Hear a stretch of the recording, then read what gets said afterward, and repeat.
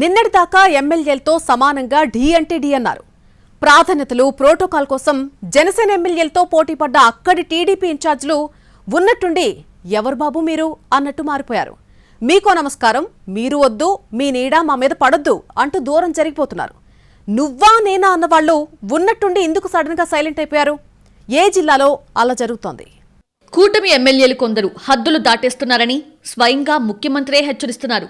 ప్రభుత్వానికి చెడ్డ పేరు తెస్తే ఉపేక్షించే ప్రసక్తే లేదని బలమైన సంకేతాలిస్తున్నారు. అయినా సరే ఎక్కువ మంది శాసనసభ్యుల వ్యవహార శైలిలో మార్పు రావటం లేదని ప్రస్తుతం కూటమి పార్టీల్లోనే చర్చ నడుస్తోంది. అదే సమయంలో అటు ప్రతిపక్షం వైఎస్ఆర్ కాంగ్రెస్ పార్టీ దూకుడు పెంచుతోంది.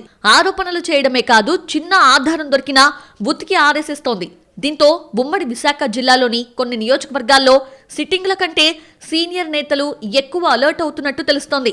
గత ఎన్నికల్లో టీడీపీ, జనసేన తిరుగులేని ఆధిపత్యం ప్రదర్శించిన జిల్లాలో ఉమ్మడి విశాఖ ఒకటి.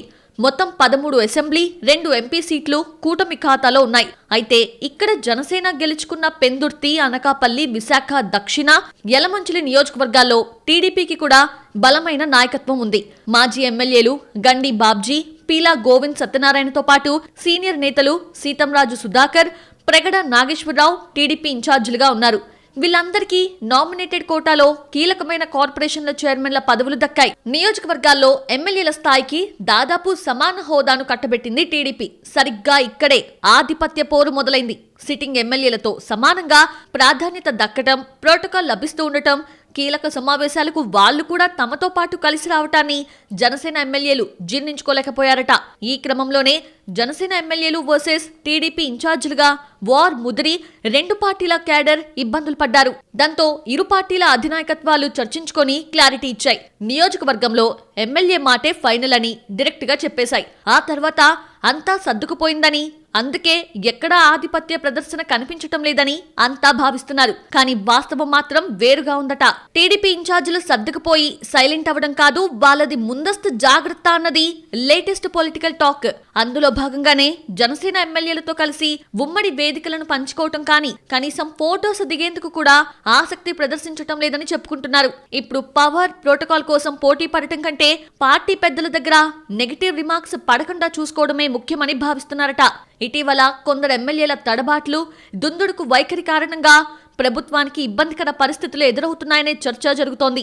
భూముల వివాదాలు, మైనింగ్ వ్యవహారాలు రాజకీయంగా తీవ్ర రచ్చకు దారితీస్తున్నాయి. పంచదార్ల అక్రమ మైనింగ్ ఒక రకంగా ప్రభుత్వాన్ని ఇబ్బందుల్లోకి నెట్టేసింది.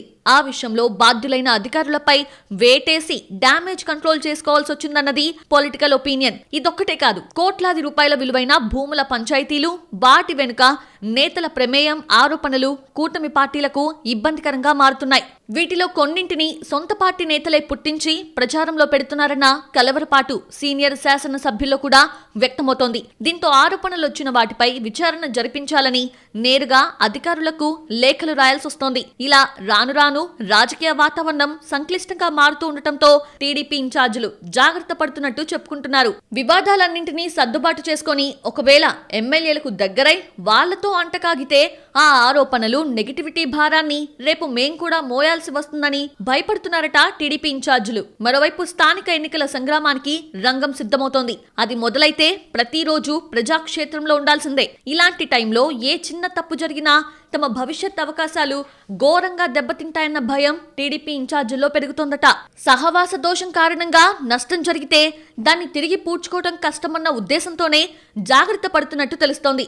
అందుకే నేరుగా చెప్పకున్నా, బాబోయ్ మీకో దండం, మీరొద్దు, మీతో మాకు ఆధిపత్య పోరు వద్దు, కొన్నాళ్ల పాటు మా మానాన మేం ఓ మూలన కూర్చొని మాడిపోయిన మసాలా దోశ తింటామంటూ దండం పెట్టేస్తున్నట్టు చెప్పుకుంటున్నారు.